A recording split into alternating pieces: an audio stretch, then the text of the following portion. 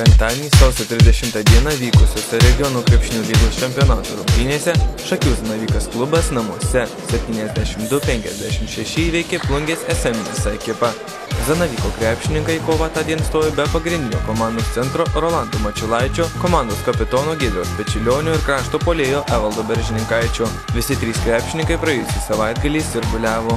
Rungtynių pradžia kurį laiką sėkmingesnė buvo svečiams iš Plungės. Jie rezultatu 15-20 laimėjo pirmąjį kėlinuką. Tačiau po trumpos pertraukėlės plungiškiams Zanavykai smogė iš peties. Laimėjo antrąjį kėlinuką 21-8, šakiečiai persvėrė rezultatą savo naudai. Po ilgosios pertraukos trečiąjį kėlinį sužaidė rezultatu 23-9, Zanavyko krepšininkai susikrovė solidžią 22 taškų persvarą.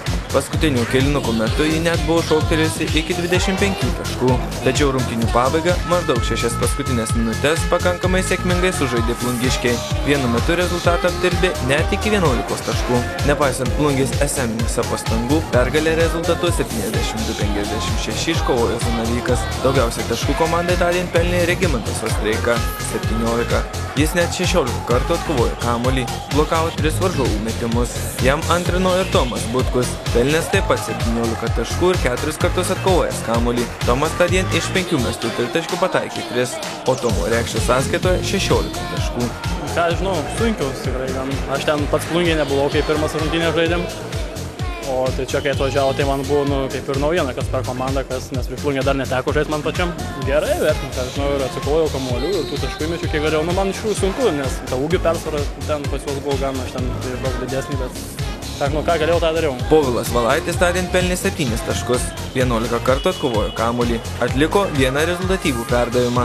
Iki tol mažai kada išbėgdavęs į aikštę, Valaitis mano, kad varžybose su Plungės komanda aikštelėje praleido pakankamai daug laiko ir dėl to, kad tądien nerungtyniavo 3 pagrindiniai komandų žaidėjai ir dėl to, kad galbūt labiau jo pasitikėjo komandos treneris. Pusiau chaotišką Zanavykams nesėkmingą rungtynių pradžią įsvertino ne itin teigiamai, tačiau pasak Valaičio, po pokalbio su treneriu, ypač per ilgąją pertrauką, komanda sužaidė itin galingai ir sėkmingai. Šiandien daugiau žaidėm Šakių sudėtim, tokia jau mažiau tų kauniečių buvo, tai gal ir patys susėdėm, kad kažką mes turim parodyti, kad turim laimėti, kad esam kažko verti, dėl to pasistengiam labiau.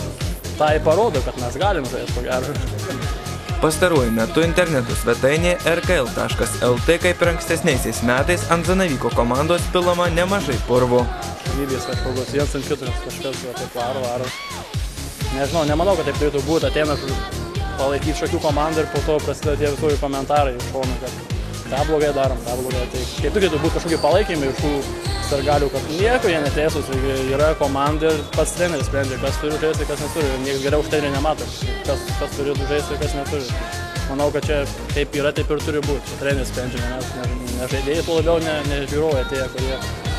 Povilas Valaitis sutinka, rungtynės jungtinėme Suvalkijos Žemaitijos regione buvo kur kas sunkesnis nei Suvalkijos regione. Be abejo sunkiau ten, Suvalkijos ir ten iš tikrųjų gal 2 komandos buvo.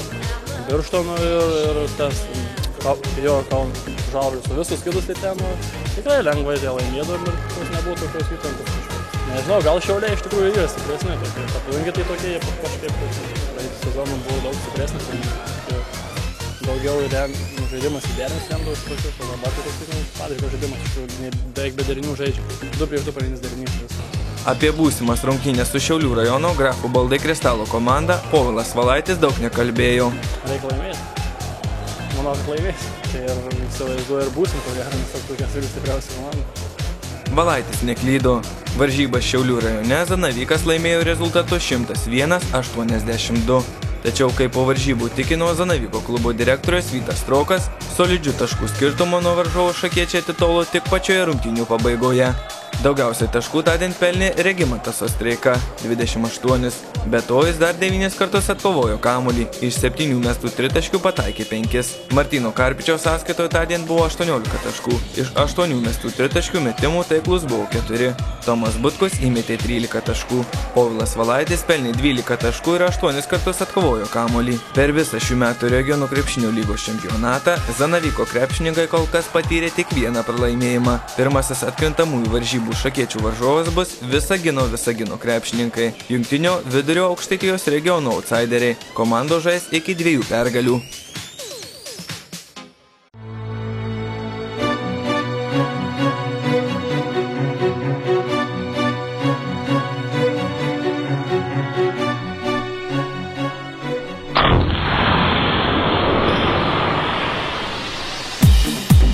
Martynas Karpičius. Šis 19-metis Zanaviko klubą atstovauja nuo pat jo įkūrimo. Regionų krepšinio lygoje žaidžia jau 4. sezoną. Nors Martynų ir nėra tarp pagrindinės sudėties krepšininkų, savo indėlį komandos gerovą įneša.